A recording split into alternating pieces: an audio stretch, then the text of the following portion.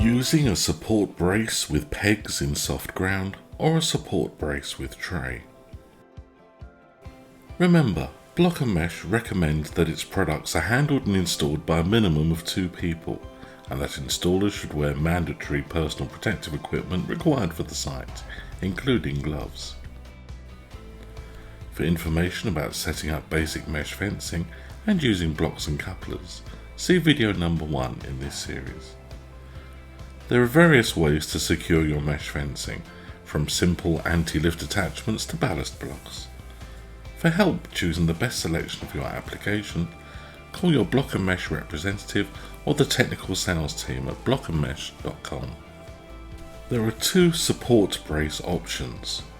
One, which is a support brace supplied with 2 pegs for use in soft ground, and a brace and tray with which the customer can use their own ballast. To use a support brace and pegs, connect the brace to the fencing with a coupler as shown, ensuring the plate is flat on the ground. Hammer the pegs through the holes in the base plate into the ground using an appropriate tool.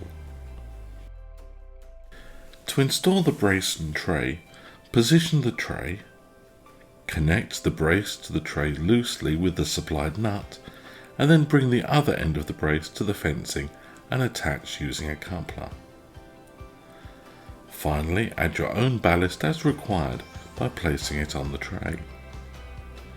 Repeat this process along the fence line until installation is complete. Blok N Mesh is a market-leading manufacturer, supplier and installer of temporary fencing, site hoarding and barriers. For further information or to see the full range of bracing options available, go to bloknmesh.com.